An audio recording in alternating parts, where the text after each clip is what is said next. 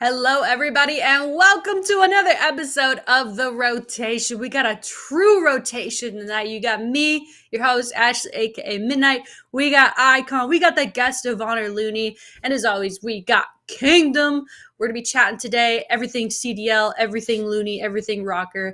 It's going to be a great show. Loony, thank you for coming on tonight. How are you? And I have to ask the question that always happens when you do these. How are scrims going? How's it going? Yeah, so it's going good. We had a day off yesterday to kind of reset after the weekend. Most teams, if not all teams, usually take Monday off and then hop back into scrims today, and they actually went really well. I mean, we've had good practice the last, I'd say, like 2 weeks. We just got to keep it up and translate that into matches. Right. Obviously, we're coming off of, a 50-50 week, right? We take an L early on, but then we come back and win versus LA Thieves. LA Thieves has been looking like one of the better teams in the game all year, all season so far, really. Do you want to talk a little bit about that? And then we'll get into more about Loony and we'll talk about everything else that we've got on the docket tonight. Yeah, LA Thieves is like in a weird state. I think they started off, and even now their records still show that they're one of the best hardpoint teams. But in terms of just outcomes and matches, they haven't been getting those results. I think they're 0-3 right now after obviously us reverse sweeping them. So they're in a weird state, but I think come major time they'll probably figure it out. Like I said, they can always rely on like their hardpoint. I think for them it's just their S&D right now. But it's a big like lackluster. Especially with the players that they have. Yeah. Big Awesome. win nonetheless against them. Big dub that's needed, right? Because if you're looking at where this is all leading to, obviously Major 2 in Minnesota, March 31st through April 3rd. Get your tickets at rokkrtickets.gg. I'm pretty sure like only selected tickets are available now. The place is starting to sell out. So I think 4-day pass VIPs or so, don't even quote me on this. It might have changed since I last looked, but there are some tickets still available. Check them out there. IKON Kingdom, I kind of want to let you guys rip with any kind of beginning cues you have, whether it's about Loony's kind of backstory, history, or just anything, state of Minnesota ROKKR, however we want to look at it. I mean, the state of Minnesota ROKKR is good. It was close to not being. Like, it felt like going down 0-2. It was hard. Like, I was checking in on the matches because I was doing something with family, and I was just like, oh my gosh, I'm trying to watch this. And then it was kind of like I didn't want to watch, because it just felt like, oh my gosh, like this is not looking good. What a bad weekend, And then in true ROKKR fashion, it never being chalked, they pulled off the reverse sweep and did it in playing their own game and doing what we all know they can do. And that's the thing that, I would say the state of the ROKKR is always one of high expectations and high hopes, but you kind of have that feeling of, like I want to see like multiple dubs in a row. Like that's what I really feel like this team needs in order to go into the next major with kind of some punch. But this win, the reverse sweep, was a key victory. I think it was a key loss as well for LAT. To Loony's point, like, this team is still the best hardpoint team in the game, and I'm putting quotes around that because that's just based on record. Yeah. But like, if you say Optic is the best control team in the game, that's facts. They've kept up with that, kind of moniker. But LAT, I got scared because at the beginning of the season, when asked about them, I remember I called them a top 6 team, and that's just what they are. They're just like, they just hang out around 4th through 7th, and they always have a chance, but that's it. And this team, everybody started talking a lot of mess when they were like, they're the best hardpoint team in the game. Once they fix everything else, they're going to be number 1. They're going to win championships. And that's all possible, Yeah. Loony's been there, done that, These teams, these 100T teams, these teams with Octane, like, I mean, so there's a lot of potential. There's always a potential to win a championship. But I think what the ROKKR did to them showed them they're just still not there yet. And tough scenes in the LAT camp. We know Mr. Nadeshot doesn't hold back on his opinion of when his guys aren't getting W's. And so we'll see. I mean, they have probably the best put together roster that, I mean, at least Octane's been on in years. And I know they have the potential. But GG's to the ROKKR for pulling it off because it's a great match. Yeah, just to kind of follow that up, I'll say that I thought that match against LA Thieves was super important because if you lose that match, then you end up falling to 1-3 in the qualifiers, and then the route to making it to that winner's bracket just becomes that much more difficult here as we move forward and move throughout.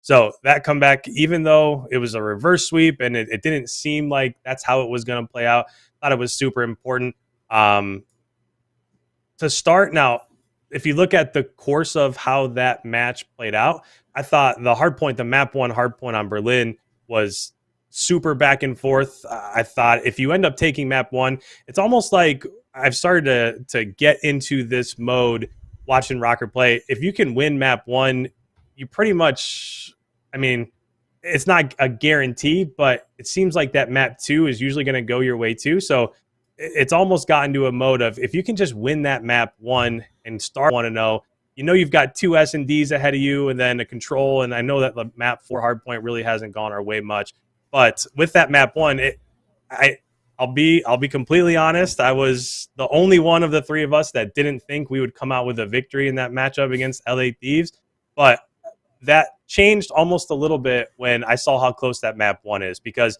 that's not something that we're used to seeing, at least so far this year with this ROKKR squad. And that kind of took me by surprise. Now, the map 2, the Tuscan S&D, that kind of had me on my back foot a little bit, because if you go down 0-2, you have 2 respawns coming up, especially against a team like LA Thieves that's really good in respawns. It seemed like the path to victory wasn't quite there. But you got to give the guys credit with the way that they fought back on the Gavutu control, then won that hard point. And at that point in time, we have seen this collection of ROKKR players do this time and time again, where, okay, you're down 0-2, slowly but surely you start to build momentum, you win the control, you get back into it in a hard point. And at that point in time, it almost feels like a foregone conclusion, right? Like, okay, we're going to map 5, we've got momentum, we've won 2 maps in a row, let's just go ahead. We're the number 1 S&D team in the CDL right now, so let's just go ahead and close it out in that map 5. And that's what they were able to do, and it was convincingly as well.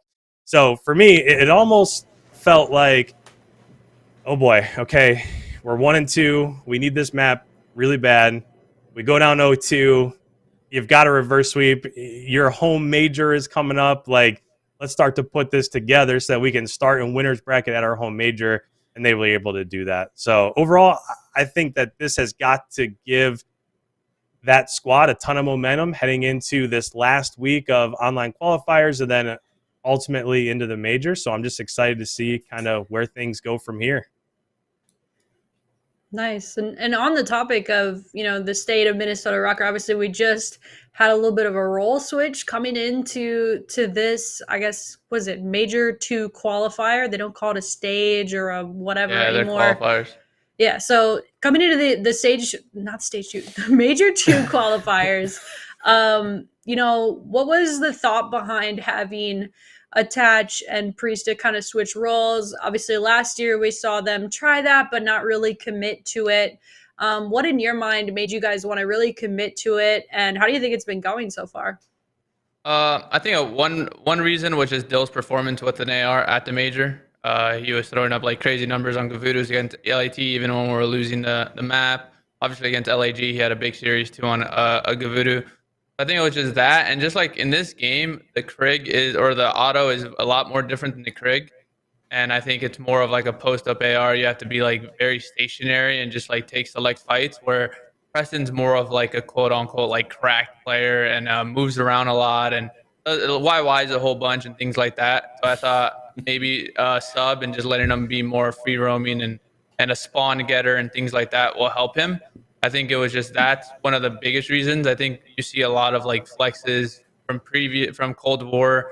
I don't want to say struggle, but the play style definitely you have to change it, just because the auto is just not the same as a Krig, where you can like mid sprint SMGs and things like that. You see it a lot where MP40 is called like a shotgun just because of how fast it kills up close. So as an AR, you really have to be selective and the routes you take, the fights you take, and I think Dill does like a better job at that. And on the flip side, I think Preston does a better job of just creating space on the map and being aggressive with Eli. So I think it's been working out a lot better. I think within the week of us trying it right before our first match against Ultra, you saw the confidence just pick up in all 4 players. I think they were all more comfortable in their roles and knowing what each other needed to do. And it's been we've just been getting better ever since.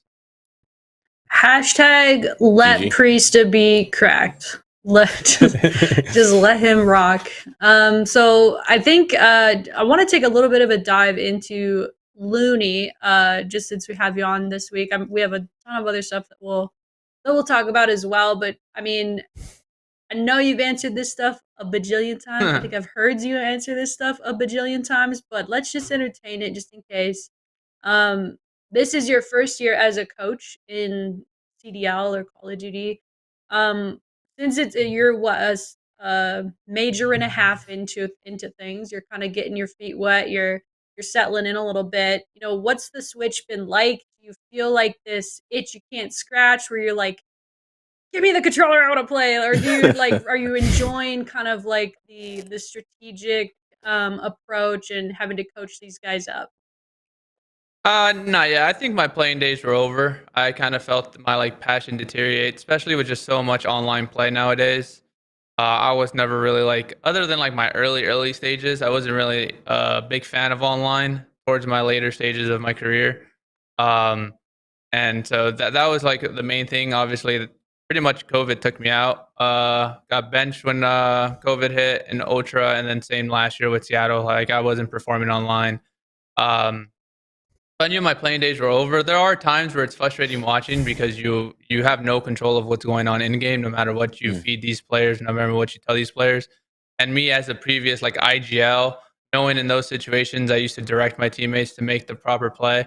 That's more of like the frustrating part as a coach, just for me specifically, because like I said, as a former IGL, always controlling those clutch situations, things like that. When we don't do that in like a hard point specifically, because S&D, I can just always rely on them to have a credit to Mike. Mike's like directs the troops and things like that in S&D perfectly, but it's more in like the respawns where I can see like if I was in the map, I can direct them more and know what the proper play is. So I think that's more of the frustrating things. But as a coach, I mean, I knew it was going to be a hard job just in terms of like teaching. Teaching's always the difficult part of it, and then making it like a system and making it consistent for the players. I've had to be like more creative and like learning ways to teach them where they'll actually retain the information, because you can tell somebody to do something and do it and do it and do it, but they actually have to like retain it and learn it. I think that's been like the obstacle, I guess you can say, that I have to like figure out is just a proper way of teaching them, and not just one of those things where it's like in one ear out the other. That's awesome. GG's. That's I always wonder what, is valuable about a coach, but it sounds like it's tougher even from the outside looking in, like listening to how you describe it, that you have to actually teach the players. When you talked about going from online to LAN, and you were known as being a good IGL, and like I look at teams like the LA Thieves, we mentioned them earlier with Octane, former teammate of yours. You've played with him, I don't even know how many times, but in terms of being an IGL, how important is that role in the respawn game modes as well versus S&D? Like, is that role important in the respawn game modes, that there is like an in-game leader in this game? Yeah, I think it's obviously important in every role. Like in S&D, it's usually like the shot caller or like the mid-round adjustments that an IGL comes in just to make sure that everyone's on the same page. But respawn, since it kicks up in pace, it's when it's needed the most, in my opinion. Just because you see teams split push and it looks like they're just attacking the hill in like pairs. Like it'll be like the first two go and then the next two go, and it's never like a unison attempt to break. And I think that's where an IGL comes, just slowing everyone down, telling people what to look at and what angles you need to be aware of, and clearing things out, and like just mentioning what the step one is to a break, because there's always multiple steps to a break. Even if you fell on your first attempt, as long as you establish some map control, that's still step one complete. So then on your second break, you have a better chance at it. So I think an IGL is important in all modes, obviously, but hard point is where it can get away from you. At least in S&D, the round ends and you kind of have a breather. You switch sides. You create another strategy. And whereas in hardpoint, it's a repeating thing. Like you're going at it for 10 to 12 minutes, and there's definitely times where you see teams, they need to slow down or just rotate and hold the setup. And that's when I think an IGO is big for sure.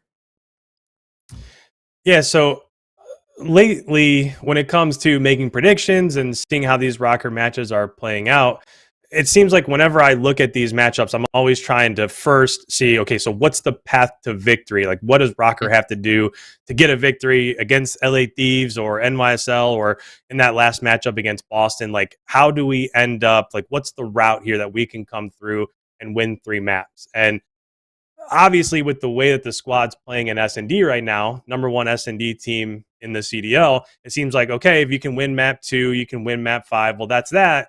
But then you look at Hardpoint and you look at Control, and right now, I believe in both of those, we're actually ranked 9th overall in the CDL. So when it comes to like your practice time and the amount of time you're putting into each of those game modes, is there something specifically in, and I want to focus here, if I could, on Control, because thinking back to last year, so last year's version of ROKKR, it always seemed like that raid control was our backbone. So if you came out and you lost map 1 or 2, okay, well, we can fall back on raid control. We can get that map win, and then we can try to couple that and gain momentum that way. But this year, it doesn't seem to be there. And that's kind of what I saw in that Boston match, is that there wasn't a map and mode that we could, step back. Okay, let's gain our footing and then turn this thing around again. So when it comes to Control, is there like one map that you're trying to work on more than the other? Or what's kind of the point of emphasis here as we're heading into the major? You can't attack it that way, because if you lose the coin flip or a team has a higher, better seed, they can force a control on you. So you have to be both and good at both currently. Before the Boston match, during that week of scrims, we actually went 6-0 in Control Tuscan. So Nice. It obviously didn't show in the match, so it was very frustrating for me and Brian to watch us play that map, and it just didn't look like we played it at all how we did in practice, obviously. And we beat like tough teams. I'm pretty sure we beat like Optic Texas, we beat Toronto Ultra on it. This is obviously scrims, but beating teams like that, like you said, for example, Texas, that's their backbone. They know how to win a control, and I can get them in a series. And map 3, for as long as Call of Duty has ever been, is the swing mode. Like, whether that's, a series is tied 1-1, you go up 2-1, or if you're down 0-2, at least you can, like you said, rely on that control to just lock it down and push it forward, especially with us. Like, our hardpoint record, map 1, I'm pretty sure it's like 1-10. But like our map 4, if we get there, is like 6-3. So like, we just need to get to that map 4. For some reason, we just play better in that hardpoint. But like you said, Control has just been iffy. I think the last 2 weeks we've played it a lot better. It didn't show in the Boston match, unfortunately, but it did show in the LA Thieves match, where I think we're just better understanding at the maps and what needs to be done and things like that. I think even when we weren't winning controls, I think our offense was pretty good and ranked high in the CDL. It was always our defense that was like ranked 11th, while our attack was ranked 3rd or something like that. So I think that's been our hyper focus, is just defense, making sure we're winning these defenses. Especially now with ticks being the change and what would determine round 5, since we're really good on offense, we'll probably be getting defense round 5 more often than not. We just need to make sure that when we do, we close out and extend the series, because that's what ROKKR has been. It's just a team that can extend a series and force that game 5 where they're just in their bread and butters. The team how does that change? Oh, go ahead. Sorry. No, you go ahead. Well, I was going to say, how does that change your guys' strategy, or even any CDL teams, in terms of changing it to ticks? What does that change about the overall control strategy? Yeah, sorry. I think Control Tuscan actually got a change where defense spawns closer, so they can actually get out to middle map. They can get out to the A site. They can actually get into P fight before you, or it was usually on the flip side. So that was an interesting change today. But just say if it was a traditional, like if the change didn't happen, it would just make it so like offensive teams will attempt it more. You saw a lot of round drills like 45 seconds left, and an offense just didn't attempt it because they wanted to hold to their kill lead that they previously established. So you'll just see more teams attempt it. And like I said, the better offensive teams won't have to worry about feeding too many kills and things like that, and attempt to get ticks and attempt to more pushes. So it would just favor an offensive team that's better at, like I said, like us, it would favor us because we were good at getting ticks. We were good at capturing points. It was just we would surrender so many lives in doing so. It's awesome. Definitely a welcome change. I know, like, just the in an objective game mode, having kills be the decider for, you know, the overtime round just seems silly. So yeah, I mean, I think these are super welcome changes. I want to give a big shout out to the YouTube stream. If you're listening to this after the fact, shout out to you as well. But people in the YouTube stream, much love to you guys. We got Kim Price, aka Mama Tatch, in the building. And then I actually have a question for Loony from the chat from Avix Clan. They ask, what do you think is the most important thing for a team to do moving forward? Or the team, sorry, the ROKKR. What's the most important thing for this team right now? Right here, right now. What's the most important? I mean, it's clear as day, just our hard point. Like, we need to come out and win a map 1. It'll shift the mindset of the other team. Like, it's kind of like if you guys watched COD back in the day when you played against like an Elevate that consisted of like Facento, Nagafin, Aqua, and things like that. Like, when you played a team like that, if you didn't guarantee yourself that map 1, now you were in the back foot and you're scared because you're going into their bread and butter map 2. And I think ROKKR has picked up that like stigma and that whereas if we win a map 1, that team's like, oh damn, we have to win this map 2 somehow. Like they're more is you just swap seats in like the hot seat, I guess you can say. But I think it's just that, just improving our map 1 record, because again, 1 in 10. I think that 1 victory is against LAG at the LAN. Hopefully we're better map 1 team on LAN. That would be great. But I think that's just the most important thing right now, is just being more consistent in hardpoint and just creating scenarios that we've seen in practice so we know how to react. Because I think that's sometimes what happens in matches. We kind of players, and I've done this. I mean, plenty of pros do it. When you get into a match, you're just so much into the zone that you just start doing things and trying to freestyle a whole bunch of things. And sometimes all these plays that you're making and you're forcing your teammates don't know how to react. So that's when you just put yourself in a hole. So I think that's our main focus right now, is not trying to do new things in a match. Let's just do what we do in practice so we know how to react and win a hard point. I think we could all get down with some map 1 wins. My blood pressure, everything would be just a little bit better. Especially when you look at ROKKR, which is a team where if you have a lead on ROKKR, you shouldn't feel safe. And I think we keep proving that over and over again. But it's like you say, if you go down 0-1 to ROKKR, you're like, ah, crap, here we go again. So that's where it can get pretty crazy. So I gotta ask. You've lived in Minnesota now for a few months. We're coming out of winter here. What were your thoughts? You hate it? Love it? You can say you hate it. It won't hurt my feelings. I've been living in Minnesota my whole life.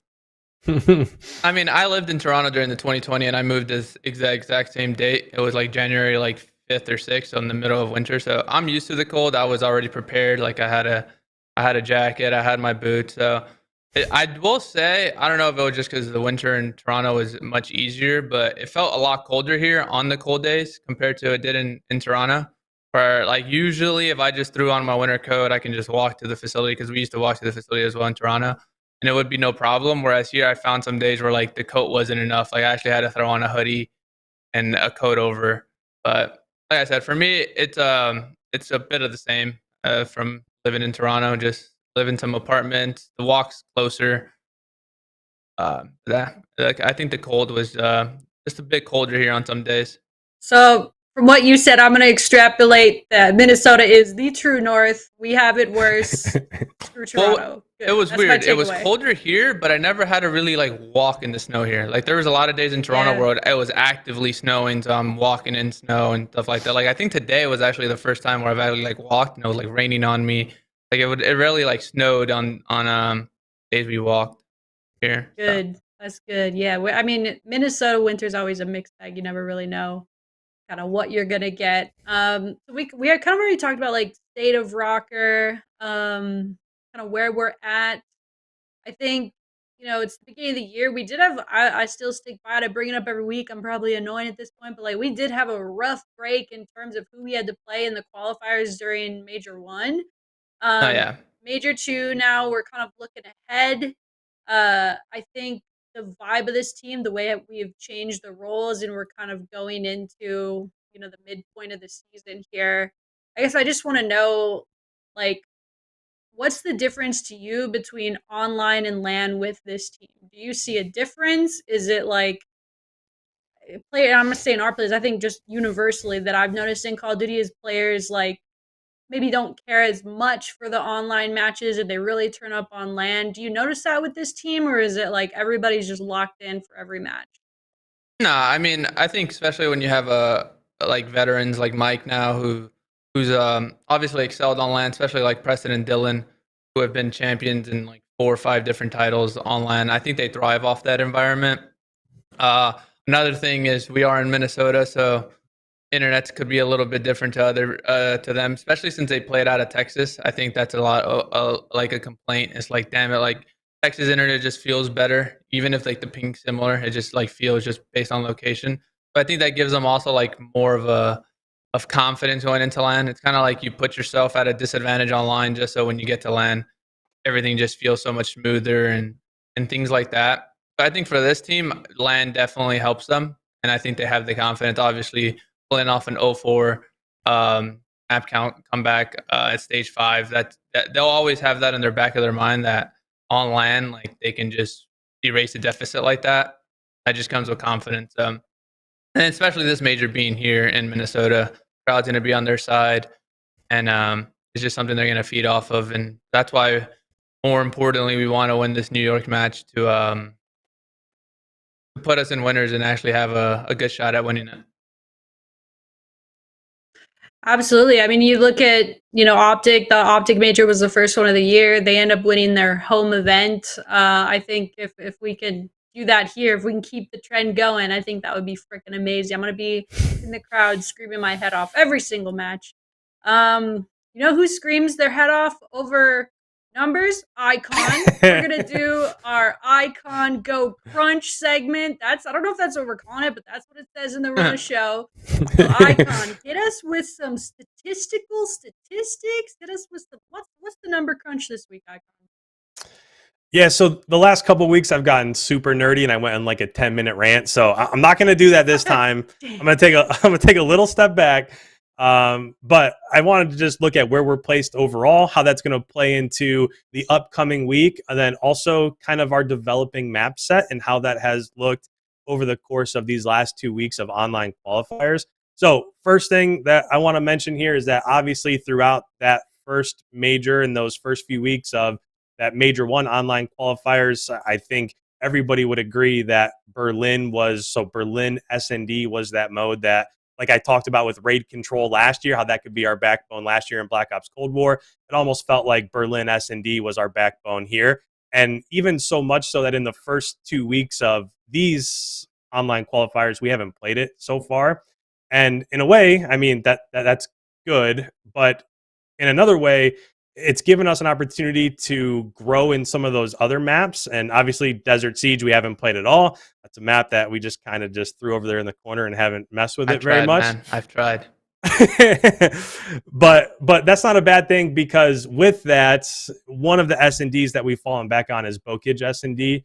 And just kind of seeing how over the course of this season 2 or stage 2 or whatever you want to call it, we've played it 3 times. We've been 2-1, and actually, as we stand right now today, we're also number 1 in the CDL at Bokij S&D. So that's great, because I think everybody knows that we're really good at Berlin S&D, and if they come out and they veto Berlin S&D, well, then we can step back on Bokij and also be able to beat teams on that map.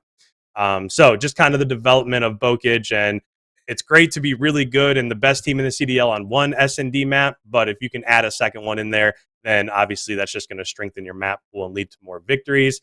What I haven't really seen too much over these last couple weeks is I haven't seen a single mode and map when it comes to hardpoint or control. So I've just kind of been watching our ranks overall. And like Berlin, we're 6th. So Berlin hardpoint, we're 6th in the CDL on that map specifically. And in stage 2, so these last 2 weeks of online qualifiers, we've gone 1-2. The only win was against Paris. So I'm just like, I constantly look at those hardpoint maps, and I'm waiting to see us go on like a 3-0 run on Gavutu hardpoint or something like that. And I know that a lot of these maps are super close, like the Berlin hardpoint that we played against LA Thieves was a 4-point loss. And of course, that doesn't always come through. But I'm just waiting to, see us get hot on one of those maps. And as soon as that happens, then maybe, that's just another map and mode, maybe a map one that we can take a victory off or whatever. And then last but not least, just kind of looking at where we stand right now when it comes to making winners bracket for this stage 2 major. We have one more match against NYSL. Obviously, that is a massive match. If we end up winning that, then we're 3-2. We only have one match in this third week of online qualifiers. So that match against NYSL, a victory there would put us at 3-2. And at that point in time, the only other team that could jump us if we get that victory would be Toronto, because they still have 2 matches left. But other than that, Surge has 3 losses, LA Thieves has 3 losses, and Paris Legion is 0-4 right now. So just kind of looking ahead at what we have to do to make sure we start in winners bracket. If you just go ahead and just beat NYSL, that would give them their third loss. We'd be 3-2. And then how far we go up from there is, what happens with LAG, what happens with the Atlanta FaZe, what happens with the Florida Mutineers, stuff like that. So heading into this weekend, I can only imagine the emphasis that's being put on that match against NYSL. And if you get a victory there, then that should be enough. Now, where you fall, do you fall 4th or 7th or wherever? Obviously, that's yet to be decided, but that should be enough to get us into that winners bracket. So yeah, that's what I've got for this week. Almost definitely. I would knock on wood, but my dog will bark. I'm hoping. I just looked. So Toronto has yet to play Paris, as well as NYSL. As well. I said as well. It as well week, guys. So looking ahead, as you kind of brought it up, IKON Kingdom is the #1 NYSL stan of all time. Just kidding. But they dropped my boy. They did. They dropped Clay. They picked up Paul X. Yeah. And they ended up getting a dub. Woo! Look at that. Sheesh. He did a great job, I think. Last year, obviously subbing in for the Ravens. This year, gets picked up, and NYSL just wins a match. I would love the hottest takes of all time. Give us some Twitter clips. Come on, guys. No, I'm just kidding. But honestly, what do you guys think about NYSL? Picking up Paul X, looking good, looking different. Does that kind of make you look at this match, a little differently this weekend? I would love to know your guys' thoughts. Danny, let's start with you, or Loony, let's start with you. Yeah, I mean, obviously, coming off a win when you make a roster change, that's going to keep the vibes high. You have your quote-unquote honeymoon. So going into that match, it's kind of hard to gauge what they're good at, what they're bad at, because you don't really know how their practice has been. You can't really rely on their previous records. You can get like a touch for something. I mean, for example, like they were winless in Hardpoint, and then I think they won 1 or 2 against. I think they won both against Paris. So it's just like, they got a Hardpoint now. Like it's really hard to gauge. I think it's just more us playing towards our strengths and eliminating our weaknesses. And you got to come out hot against a team like that. You don't want to let them keep their the ball rolling. And yeah, it's a big match for us, as IKON said. If we win that, we're in winners. So it's good to have your own fate in your own hands. You don't have to rely on other teams and things like that. So got to go out and just play like we have in practice, and everything should be fine. Kingdom, I'd love to know your thoughts. I don't know if we've talked about it. No, because we didn't have a podcast last year. So I want to know your thoughts on the NYSL roster change and who's your heart feeling in the match this weekend? I mean, NYSL has not looked good at all year. Loony hit it on the head. It's the honeymoon phase. If the honeymoon phase lasts until their next match, well, then we'll see what happens. It's really especially because you've got Krim, right? Like this dude, when he gets to go off and have fun, he's going to have fun no matter what. But if he can win and have fun, it puts vibes in the whole team. And, so it's really I think it depends on their vibes. And Loony, they don't scrim you guys, right? Since they play. Nah, usually you set up scrims and you won't play that team for a week or 2. We haven't played them with ball at all. Do you ever talk to the coaches talk to each other about how other teams are doing, or is there rumblings of how teams are doing in scrims? Not really. I mean, I don't know if that's more so just a integrity thing, or I mean, you can probably just reach out to a couple teams and ask. But I haven't really heard how their scrims have gone. Me personally. I mean, that makes sense. And so even with that being said, I would say I'm anticipating that the ROKKR will take the match. I think that NYSL made the best change they could, which is they had to drop Krim or Clay. You hear Krim say well, just nobody could get on the same page. I mean, in reality, him and Clay couldn't get on the same page. And Clay was in the NYSL video talking about how it got heated between him and Ian. And yeah, we're still buddies and everything, but that carries over every time you get in an argument and beef where it's like, I'm right, you're wrong. Like, we're not going to come to an agreement. We're just going to agree to disagree. That carries over. And then, like, let's say you go into a match and what Krim said the team doesn't do, and they do what Clay said and they lose. And then Krim looks at Clay like, I told you. And so I really feel like that, and IKON called it from the beginning of the season, but like, I hoped it would work. I mean, if I'm honest, I mean, these dudes got more rings than most teams combined, and so it's like I was hoping for a good, kind of hurrah for either of those guys if it's their last year. I don't know if it is. I'm not saying that, but I mean, we can talk about whether or not we think Clay is going to find himself on a team, but I think NYSL has a lot more work to do. They have a good roster, good potential. When you can get Krim doing his thing, like and playing well and frying, like TG's, he still is a good player. He's still a hard kill and all that, and he can still lead a team. He still knows how to play Call of Duty really well. So, we'll see how it goes. But I would say the NYSL, they still have a lot of growing up to do, so to speak. Yeah, I mean, just kind of a quick glance at this. I think it's a good move. Do I think it's the move that's going to put them in position to win a major? I'm not so sure if this is the answer. I think Paul X has played really well last year. I think the opportunities he's gotten this year, he's played really well. But when Clay was one of the bottom 3 or 4 players KD wise in the CDL, I mean, it's just it's going to make them better. But it's kind of like the move that Paris made. Sure, it's going to make them better. It's probably going to put them on a little bit of a different trajectory, but they're not going to be competing with the top 6 or top 8 squads or whatever. And then when it comes to NYSL, yeah, they were able to get that win, but the win that they got was over Paris, and they were able to win both of those hard points. The last one that they won was convincing. I think it was Berlin. They 100-point clubbed them.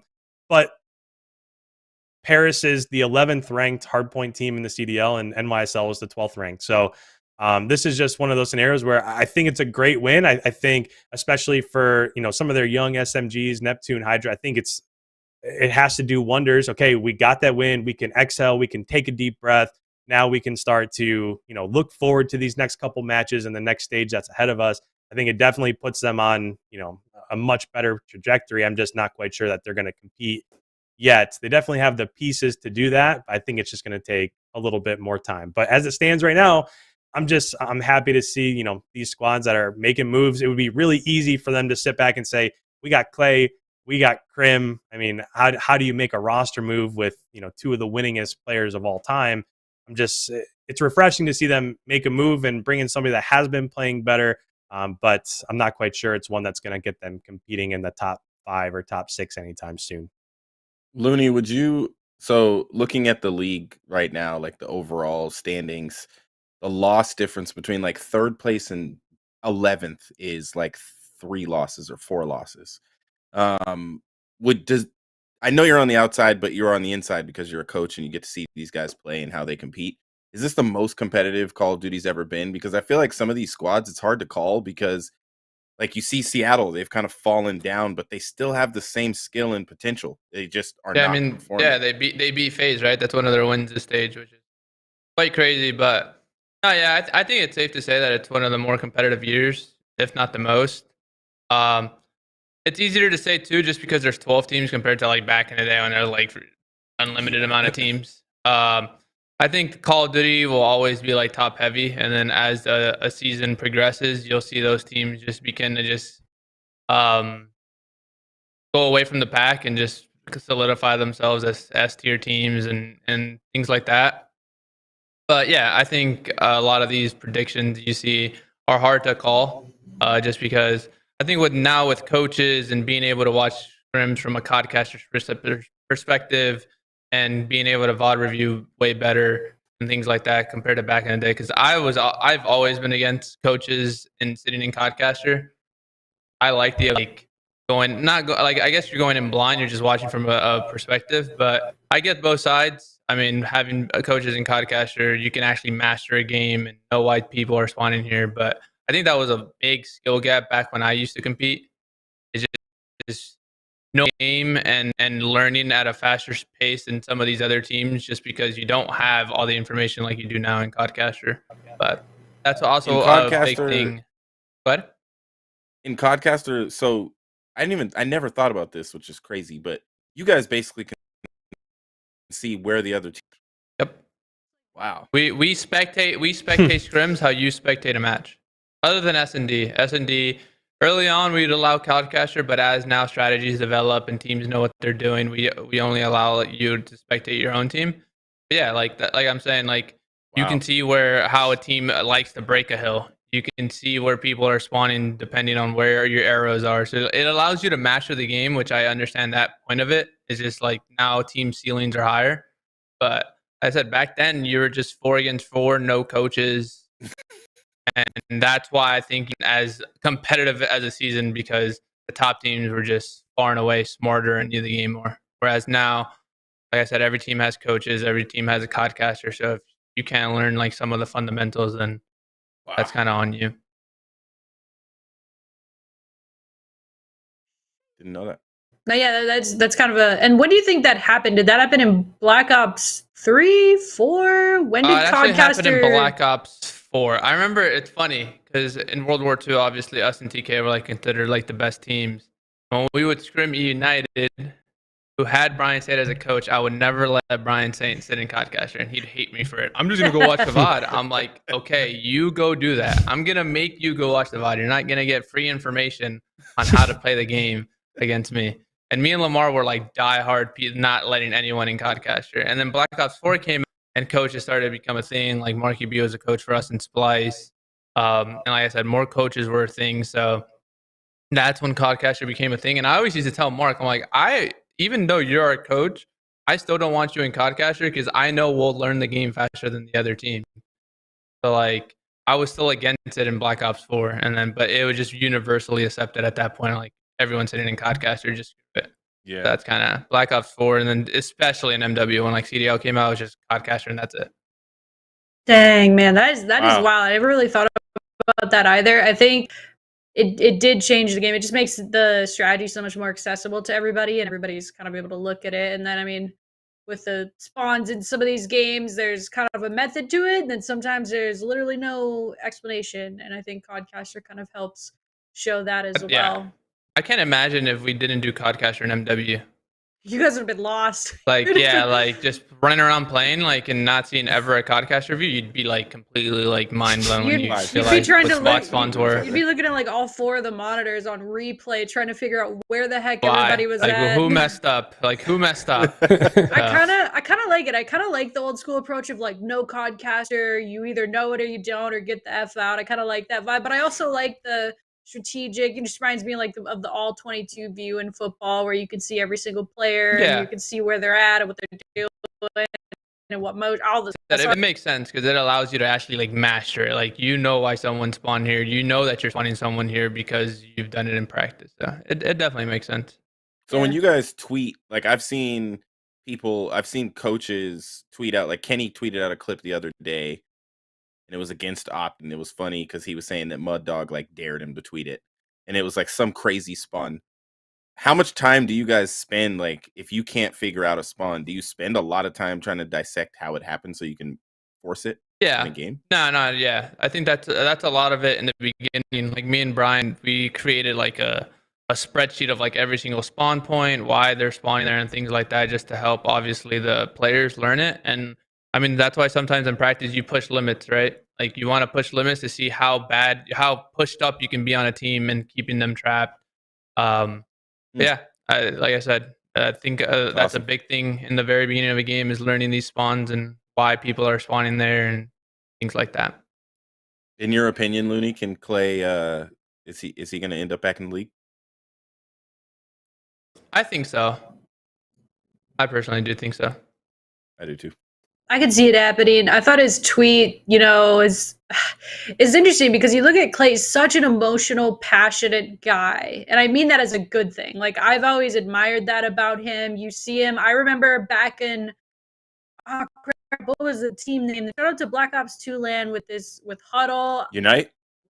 Unite. Yeah. He showed up with Team Unite. Ponytail Clay. He had a ponytail. He had the F whatever gun. He was gunning everybody. He was screaming FAL. on me. Yeah, the FAL. He was screaming on main stage. Him and Proof. He's always like that. His highs are high and his lows are low, man. And to watch him, because we have player cams right for every match now, and you can watch his reaction to things, and he just looked freaking miserable, man. And you gotta wonder, like, why is that? Why is he miserable? There's even shades of that, last year when he was kind of the rock, of that NYSL team. And so it sucks that it didn't work out with NYSL. Ultimately Krim kind of ends up being the vet that stays. But I don't know, man. For the second time. For the second time. Krim gets picked over Clay. I mean, but he played better though, right? Like, yeah. I was just did. saying back into the Dallas Empire thing when they went back to 4v4. No, I mean, it's just competition. Competition are gonna have its lows, and its lows are tough. I mean, I felt that my last 2-3. Obviously, at the end of the day, we do play and video games for a living, but it's still a lot of environment. And he kind of mentioned it too, where lucky for him, he has 3 rings and he's accumulated a lot of money and prize winnings and things. But I mean, having this as a career is obviously a dream, but it also can just be taken away from you in a snap of a finger, and you don't know what's next. Like, obviously, the easy road is content creation or something, and I'm sure someone like Clay will be fine when it comes to that. But that's always a scare too, is when your times are up. And I dealt with that last year, where it's just okay, what am I gonna do now?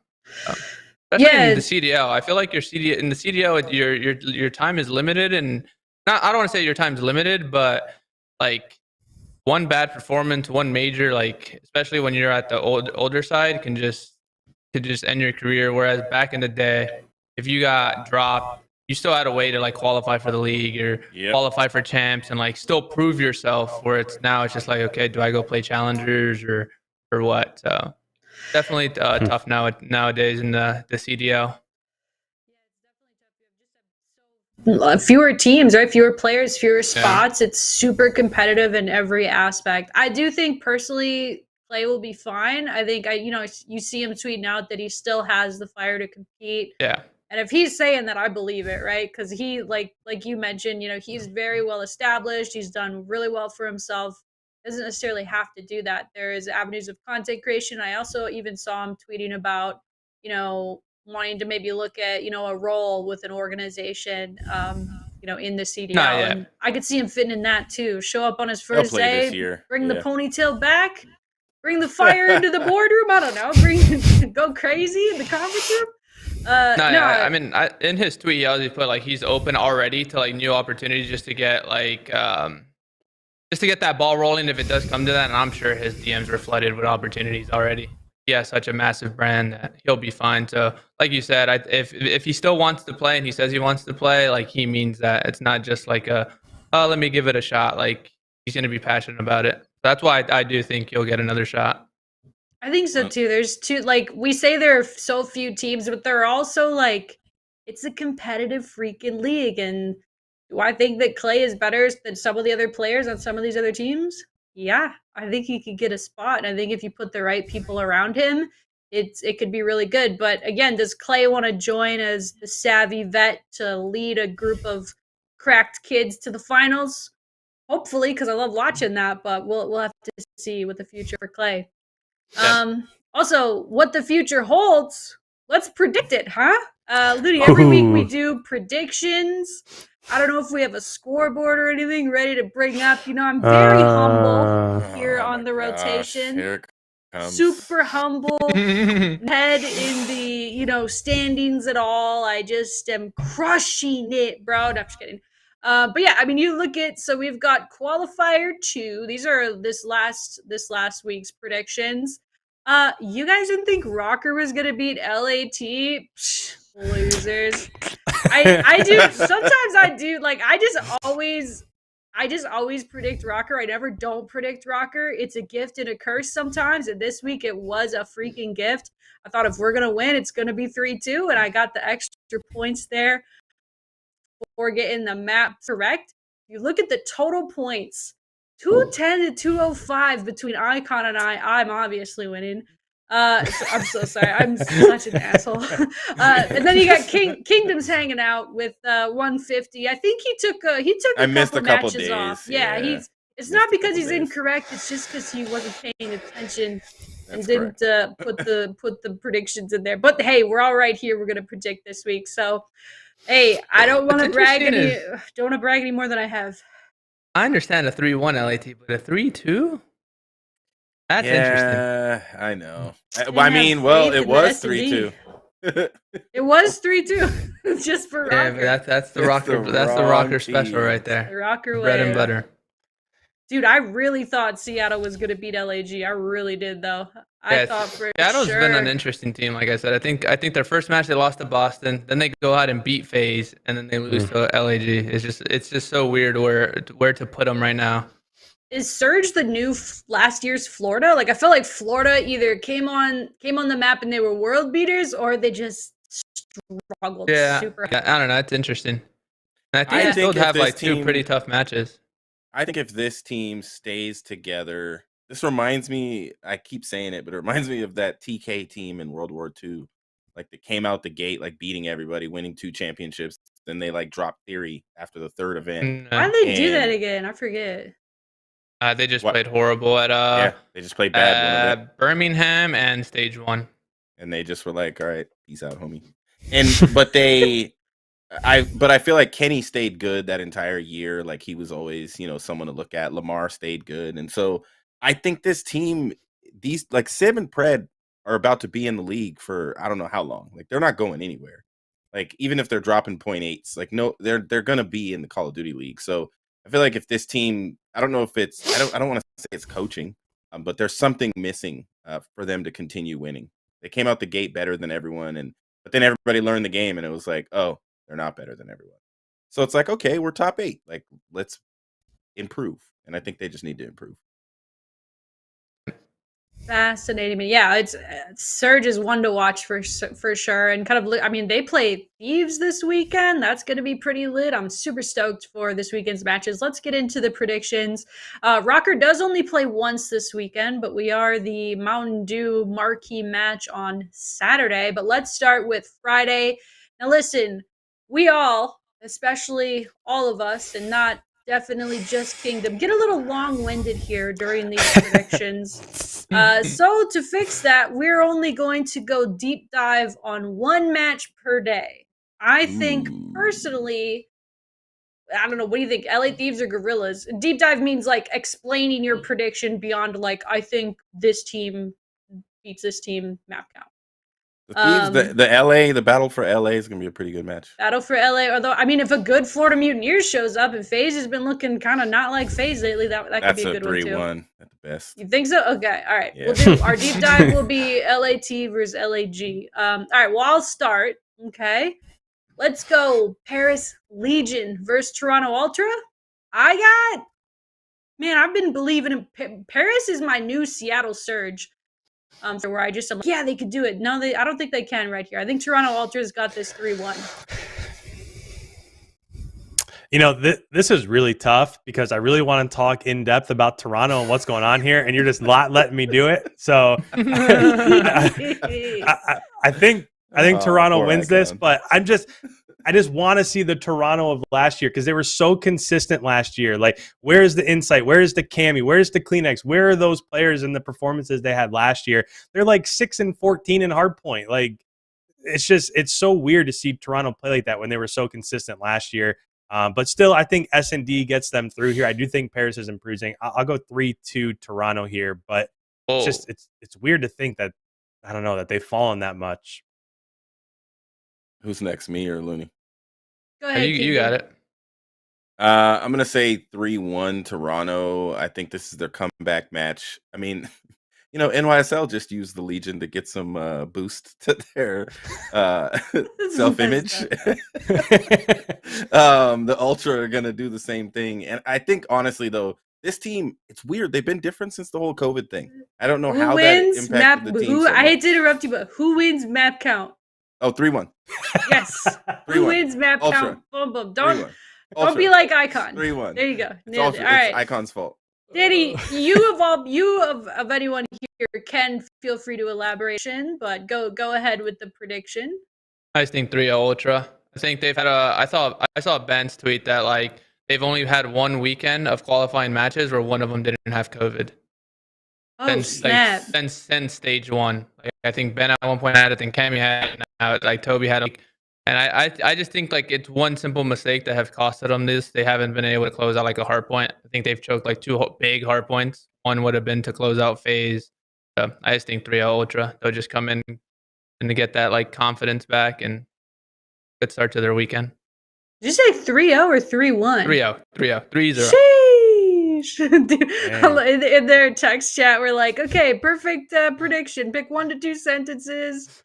And then IKON goes, bro, it's hard. The Kingdom looks just like he has so many words that he wants to say. All right, so here's the match where we could deep dive on Friday. LA Thieves versus LAG. Man, LA Thieves just look, it's been a weird year for them too so far. Lots of ups and downs. I feel like every team, I guess, has respectively had their ups and downs.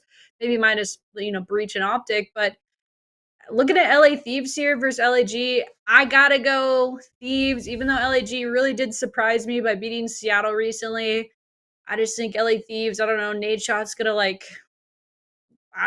spray them with whatever energy drink they're sponsored by, and they're gonna freaking win this thing. So I got LAT 3-2 over LAG. I think they're gonna keep it close. Yeah, I'll kind of second that. When it comes to these two squads, I almost feel like LA Thieves is going through right now what we went through in that first stage with their strength of schedule. So like their first matchup, they got 3-0'd by London Royal Ravens, who have been, maybe the surprise. What a fill-in. Yeah. Yeah. I had a fill-in. That's true. Crazy. But then pretty good fill-in though. Yep. And then second matchup, they lose map 5, round 11 to Optic, and that's obviously a tough one to lose, and they got reverse swept by us. But even so, you look at LAG, and they lost to Florida, but their win so far against that Seattle squad that we don't really quite know what to do with right now when it comes to Seattle. They got to win over Paris. So the way that these two teams are playing, I haven't lost much confidence in LA Thieves. I just think right now they have a difficult strength of schedule, and they'll come back. So I'm going to go 3-1. Maybe LAG wins the S&D. I'm gonna go off the most recent matches, but also kind of the streak of L's that LAT is on, and I'm gonna say that ASIM is gonna have a ridiculous series, and it's gonna be 3-2 LAG.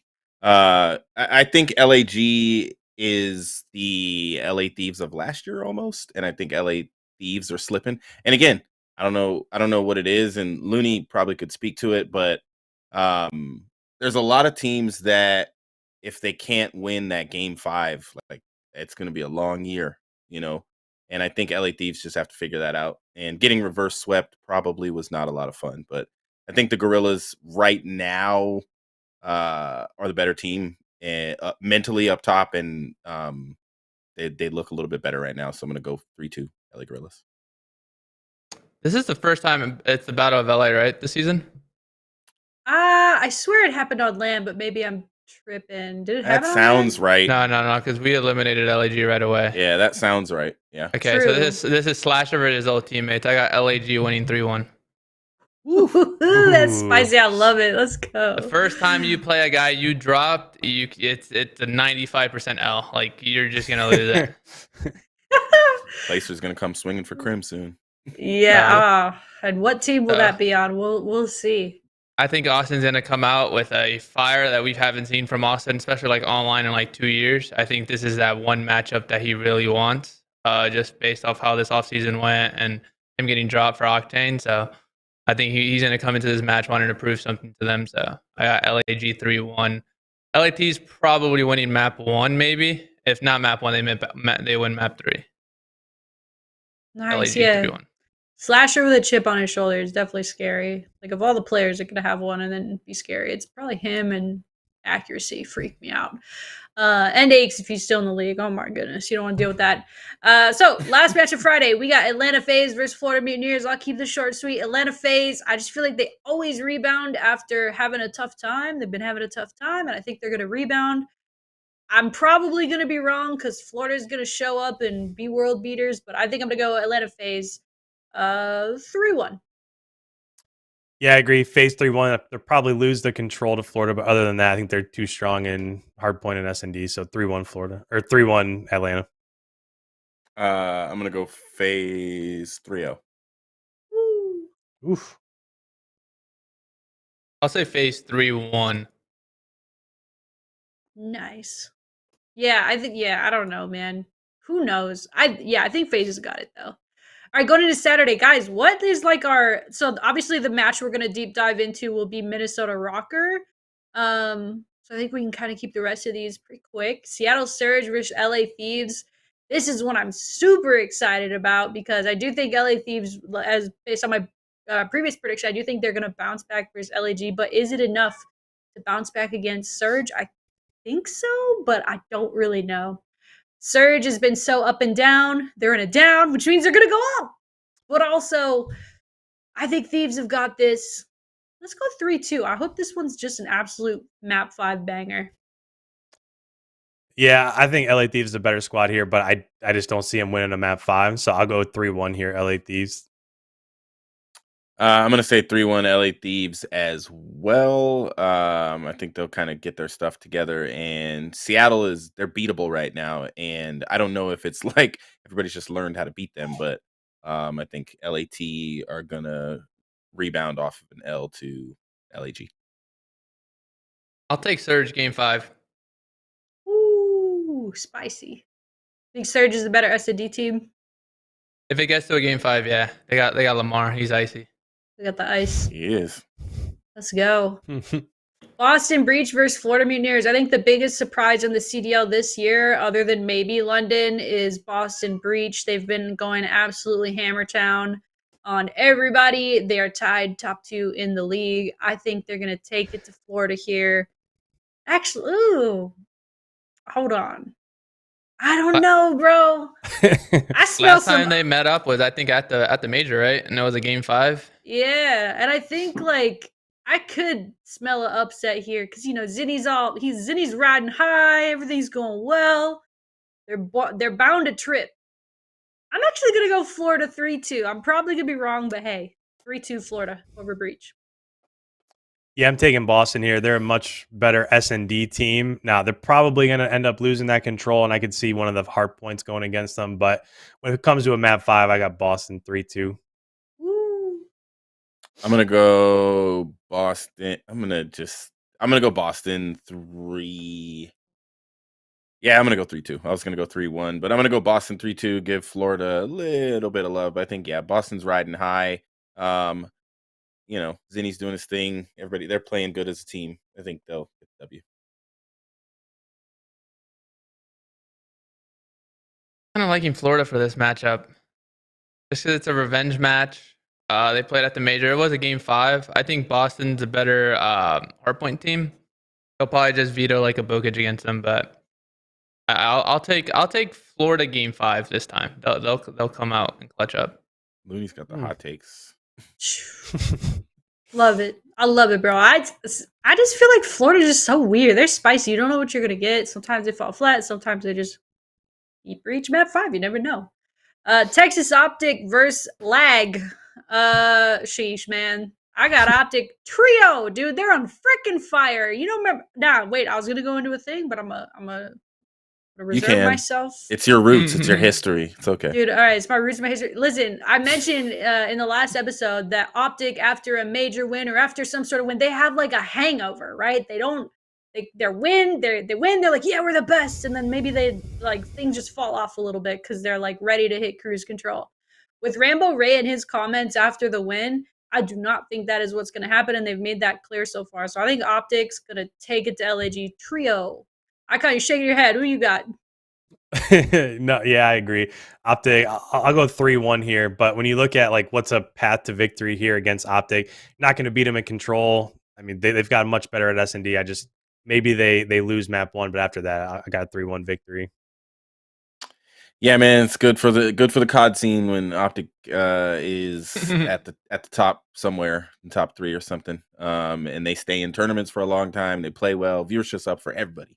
And so I'm really happy with the success Optic is having. I think it's good for Call of Duty overall, good for the King. and they're gonna 3-1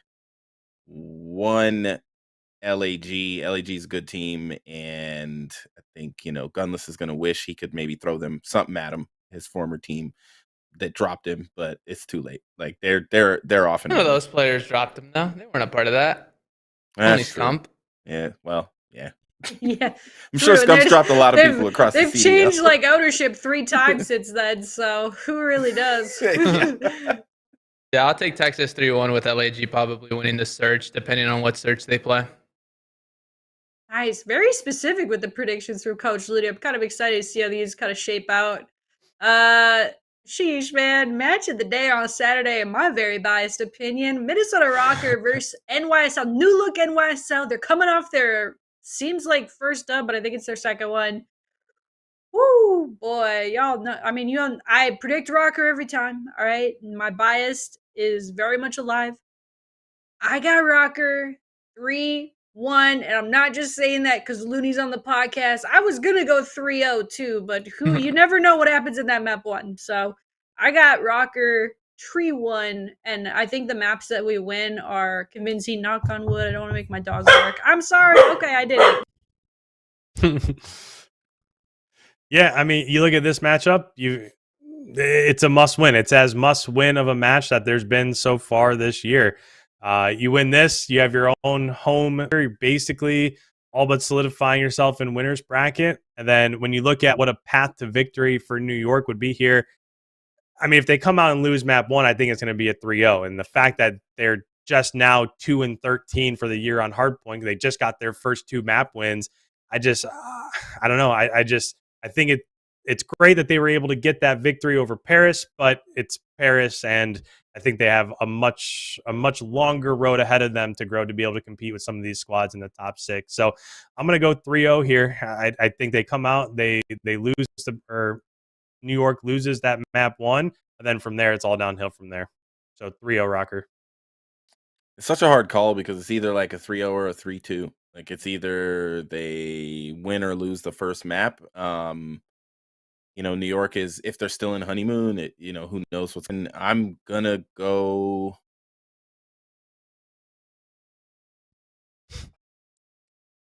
3-0 Minnesota ROKKR.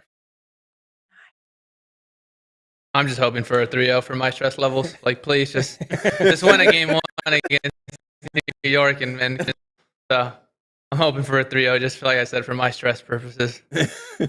Get ahead and stay ahead. Not the ROKKR way so far, but you never know. It could be. Let's start now. How about let's start now? All right, going into Sunday. I think FaZe versus Optic is our clear deep dive match here. Yep. All right. I'll go ahead and start so you guys can opposite my prediction and get more points. Don't worry.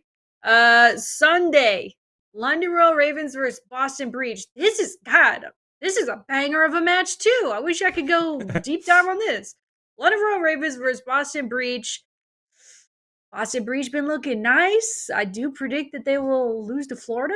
So I always go into like what did I predict and what I think's gonna happen, and then what's the vibe after that. Like I'm a vibe predictor, okay? I got a crystal ball. London Royal Ravens winning this thing 3-1.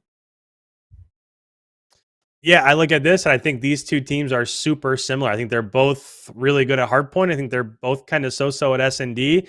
But the kicker here is that Boston is like 3-9 in control. So when it comes to that map number 3, I think that's where it turns. So even if it goes to a map 5, I just think London clutches up. So I'll go 3-2 London. I'll go 3-2 London as well. I feel like, Boston is 4th in the CDL right now behind London, Optic, and FaZe. And I feel like those are the 3 teams that probably would give Boston the biggest runs for their money consistently. And so I think London will take it 3-2 if it gets there. Just really liked what I've seen out of the Royal Ravens and Trey and that whole team just this year. They've just played really good Call of Duty, in my opinion. Yeah, this one's kind of tough to call just because of control. If Boston wins like the coin flip, they'll clear as day probably ban control Gav, which will favor them. But if London does, they'll probably 3-1. Both are good hardpoint teams, and then they kind of have like clear vetoes. So I'll take London probably. Depending on who wins the coin flip, it'll either be 3-2 or 3-1. For the point's sake and for our graphics sake, do you think the map count will be? You want to lock it in? I'll just go back-to-back game 5 for Boston Breach, and both of them will be losses. So 3-2 for Raven. Heartbreaker weekend for Tough Breach, weekend. according to Loony. Hey, that adds up, though. All right, the marquee match for Sunday, Atlanta FaZe versus Texas Optic. This one's going to be nutty. This one's going to map 5. I'm putting it into the universe. It has to happen. I just want to be there, throwing popcorn mouth on Sunday night, just vibing with my cats, Levi. It's going to be crazy, bro. Texas Optic, Atlanta FaZe. It's going to be a banger. I hope, anyway. Watch it just be like a 3-0. That would suck.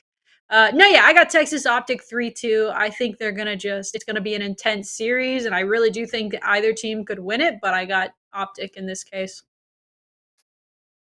Yeah, I mean, I guess it goes without saying that these are online matches. So without the crowd, I think maybe the environment here is a little bit different. And whenever you back this Atlanta FaZe squad into a corner, we've seen time and time again how they come back out. So you can guarantee for all 3 of these online qualifiers, this is the match that Atlanta FaZe has had circled. And when you look at each of the individual games, believe it or not, they're still the better hardpoint team and they're still the better S&D team, even though on LAN that didn't quite show up that way.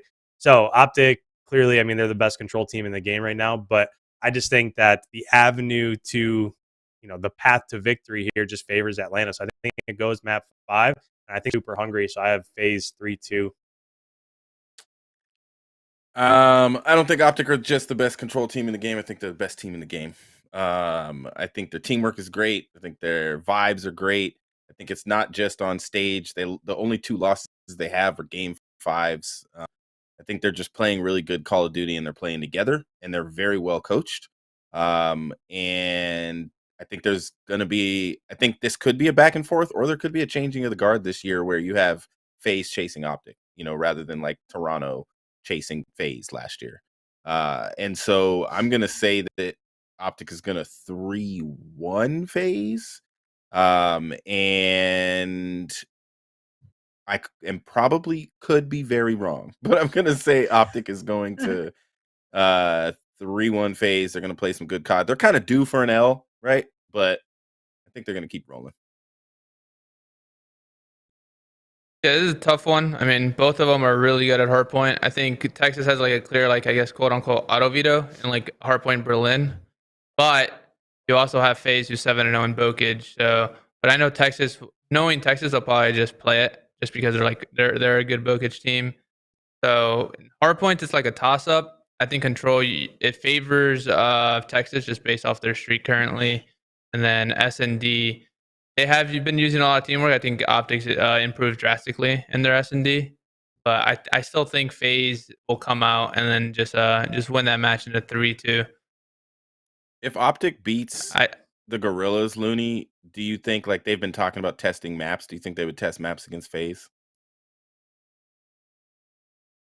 Yeah, I can see it. I can for sure see it. I know Ray went on the flank, and he's more of a, I don't care about these matches in March and April. I'm more about those matches in August that are going to win you a ring. And there's no better time to experiment than in these online matches. There's obviously seeding implications and things like that, but especially with now, like it wasn't like last year where like if you came out first seed, you started in winner semis. Like everyone starts in winners round 1, and you don't really know who you're going to match up against. So I can definitely see them experimenting with the FaZe, who in their eyes is probably going to be who they match up in August, right? So I can see that for sure. Is it illegal to change my prediction after hearing Looney's analysis? Is that okay? That's I'm still gonna. I'm a homer at heart. I'm still gonna go Optic. I feel like they've already locked up winners. Maybe this would be a time for them to test maps, but no, I still got it. Optic 3-2. All right, last match of the weekend: NYSL versus Ultra. This one I feel like is kind of easy and direct based on what we think is, or based on what I think the subliners will come out and do this weekend. I got Toronto Ultra 3-0. Ooh, okay. I think Toronto's still struggling with hardpoint right now. So until they figure it out, I'm not super confident in giving them automatic 3-0s, but I think they probably lose a hard point or a control. So I'm going to go 3-2 here. I think goes map 5. Toronto wins, though. I'm going to be crazy, and I'm going to go for the... I know there's no upset points in this match, but I'm going to... There could be. Oh, wait, really? Because I was going to There say... could be eventually. Because 3-2 NYSL. Let's go, Kingdom. The NYSL stand comes out. He's in there still. He's there. Come on, Love Krim. it. Come through. Come on, Krim. I'll say Ultra 3-1. Nice. Man, I hope it's a 3-0 from our prediction points. Yo. I do feel confident, though. Just real quick, I got a question about Toronto. Loony, what's up with Toronto? Are they still one of those top tier squads, like top 3, top 4 squads? Or have they just struggled so far, not having the practice time and then having to play with a sub? Like, are they still in that top tier, or have they fallen back a little bit? Like I said, online's kind of tough because of what I told you with them like playing COVID and things like that. I don't know how their scrims have gone. When we've played them, we usually like split maps. Maybe they like take the overall map count here and there. I just think it's kind of the same thing where like I talked about Preston, where maybe Cammy hasn't had those consistent performances just because an auto is kind of different than a Krieg, where he was a very dominant Krieg player last year and as a flex. So maybe he's still trying to figure that out. Same thing with like Insight and just like having that presence in respawns. You probably haven't felt him like take over a map. I think it's just them still trying to figure out this game. I mean, at the end of the day, they placed top 4 without winning a hard point. So, like you said, once they start figuring that out, they'll climb right back. It's probably like they took like 2 steps down from that, being consistently there with FaZe and things like that. But I think by the end of the season, they'll be up there again where it matters most. I think right now it's just, like I said, more just Cammy probably trying to figure out this game and how he wants to play it. And then just getting that system down. I think that's what pushed them to that tier last year, was just their teamwork. It was a beauty to watch them play Call of Duty. Where like right now, it doesn't seem like they're that in sync like they were in Cold War. Not that they still have a system, they still play really good Call of Duty. It's just not to that like perfect level they want to reach. Gotcha. Yeah, it's good. Love it. All right, last segment of the night. Fan questions. Let's go. We compiled the most controversial and hottest topic questions for Loony only to answer. No, I'm just kidding. But no, yeah, we got some fan cues. I'm just going to go in order here, production, that they are in the Discord. We got Nate Nelson on Twitter asks, what ways could we try to improve early match performance so we don't need to rely as much on clawing back for the win? So obviously earlier, Danny, you talked about, we got to win those map 1s. If you feel comfortable sharing, what ways could we do that? I think it's just what we're going to do. And it's something that we was actually brought up today, is just how we warm up for these matches, right? Like what time we're getting to the facility. How are we warming up? Is it just shooting bots? Usually you do get like a warm-up scrim prior. Like you play another CDL team, they warm you up. By that time, you kind of know your veto, so you kind of just run those maps and stuff like that. And I just think it's more so like playing our game now. I think that was another discussion. I would usually like try to go into depth on another team and what their tendencies are like and things like that. So I just taking a step back and just focusing more on what we're doing on the map and how we want to play it, and not very well focus on the other team. Just focus on ourselves. So I shake up the warm up regimen and just hopefully start off strong. I think winning a break off is like huge. So probably focusing on breakoffs a lot more as well. Nice, bro. That was like, actually, I thought you were going to be like, it's a top secret, I can't talk about it, but I think that all makes sense. That all reads true. Second question, Eris Riley, I hope I'm saying that right, asks, how do you feel about the new Bocage? I call it Bocage. I think everyone calls it different. Yeah, Bocage. How do you feel about the new bomb site? And also, I'm a noob. Where did they move it? What happened? Just to the plat, like literally just outside the door, pretty much of where it used to be. Oh, thank God, it's not in that room anymore. Nah, it's not in the room. Oh, thank God. Sorry.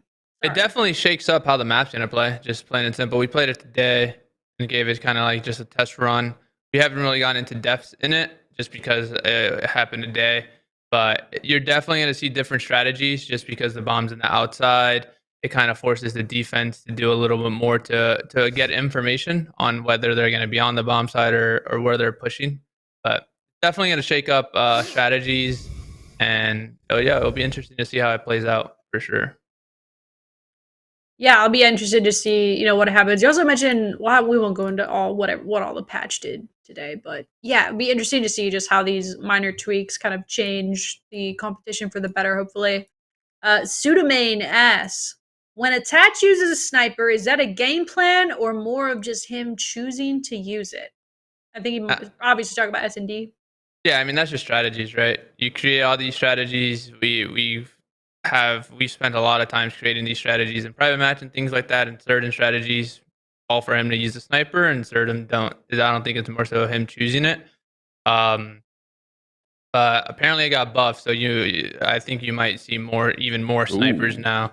I think the flinch resistance got buffed, so like you're obviously going to be more steady on your shot. So it'll be interesting to see. But yeah, usually it's just a game plan. It's not, unless he's feeling it. Like he can be like, you know what? I know this guy goes here. I'm going to try to pick him. I'm pulling out a sniper. But for the most part, it's game plan. I love it, bro. I was literally starved and depressed last year when there was no sniper. I love watching this. I don't even care if they make it OP. Use a smoke. Figure it out. I love sniper play in CDL. I hope I'm not in the minority there. All right, Logan Highland, last question of the day. Do you think CBGs or CMG matches are still a good way to get noticed? I'd probably say no. I think challengers is just the best way to get noticed. Obviously, if you're not 18 yet, it's kind of tough. And people usually always used to ask me in my stream, and I can't really tell you what's the best way to get noticed if you're under 18, because back in my day, that wasn't a thing. So it's definitely different nowadays. GBs could be a start. You might run into I'm not sure if you have to be 18 to play pro points. You probably do. I'm not sure how it works nowadays, but you might just run into the right challengers and they kind of spot you, and then you get into a challengers team. But if you're 18, definitely just playing in challengers, playing in the open cups and things like that. The best way to get noticed. Under 18, you just got to figure it out and grind. Grind. Like I said, rank play is another good one. I know that's like a BZ was already like a top AM like on E6 in World War II, but I know he had like 4 Smurfs in the top 5. Jeez, dude. Things like that. So a BZ was the top 5. That's crazy. So rank play could be another good way, but I don't think you're not gonna be able to skip like rank play to CDO. Like you're still gonna have to go through challengers because, I mean, you know how it is nowadays. Everyone thinks everyone's hacking and things like that. So gotta show up in challengers events and on LAN to do that, which I think is, it seems like the most. I mean, I guess, would you say that playing like GBs or CMG is still good like practice? Like if you're playing like there's still good practice and stuff like that. Same like ranked, right? Ranked is still good practice, but in terms of like actually getting noticed and like a challengers player wanting to pick you up or like a CDL team like eyeing you, it's always going to be challengers, and that's how it's been for these last 2-3 years. Like the people that are getting picked up are top challengers players. Got it. All right, so play ranked, play challengers, show up to LAN. Hey, this is the end of the podcast, baby. You know what that means? It's plug time, boy. We got a Minnesota major coming up March 31st through April freaking 3rd. We got the ROKKR Major. Tickets on sale now. Get your tickets at rokkrtickets.gg. We're going to be at Mystic Lake. Honestly, this is a hometown event for me. Yo, hey, Kingdom's got the little chip. Yeah, casino, man. Loony, hey, these chips are nice. Like, I was expecting. I don't gamble. What? Yeah, me neither. Don't gamble. Like, don't gamble. I do not gamble. These are just chips. I watch people gamble, but I don't gamble my own money. All right, let's watch people play blackjack and roulette. It's gonna be lit. But no, we got the big event at Mystic here at the end of the month. ROKKR Major on LAN. There's actually a Challengers LAN happening there. So hey, I think all the team passes are sold out. So if you're not able to show up with your team, that's just too bad for you, man. I don't know. You got to look on EB for the tickets. I'm not sure how that works. But yeah, it's gonna be a nutty event. I can't wait to see everybody there. It's gonna be crazy. It's gonna be a great atmosphere at the LAN. This weekend before then, there's obviously a weekend before then. We are playing NYSL on Saturday. Make sure if you're in Minnesota to come to the watch party. We're going to be at Mall of America. Let's go. We're going to be at first round. For those of you that are familiar with Mall of America, it's actually where the old Hard Rock Cafe used to be. First floor, facing Nickelodeon Universe. I'm going to call Cam Snoopy because I'm a boomer. But yeah, it's going to be a good time. Come out to the watch party on Saturday when we're playing NYSL. Support the boys. Support the squad. It's going to be nutty. One more game, one more weekend until Major 2, and I couldn't be more excited. So what else? Did I have any other plugs? Follow everybody in here on Twitter. Follow ROKKR on Twitter. Follow us on Instagram. Follow us on TikTok. Follow Version 1. We're playing Rocket League at the International Major this weekend. It's a lit time over here at Version 1 in Minnesota ROKKR. But with all that being said, most importantly, we'll see you guys at the Major. Hopefully we'll see you at the watch party this weekend. And that's all I got. Gentlemen, thank you so much for joining me as always. And then Loony, obviously guest of honor. Appreciate you taking the time tonight and chatting with us. Thanks for having me. Yeah, thanks. Yeah, appreciate it. I'm sure we'll have you on again sometime in the future. And until the next time, we'll see you then.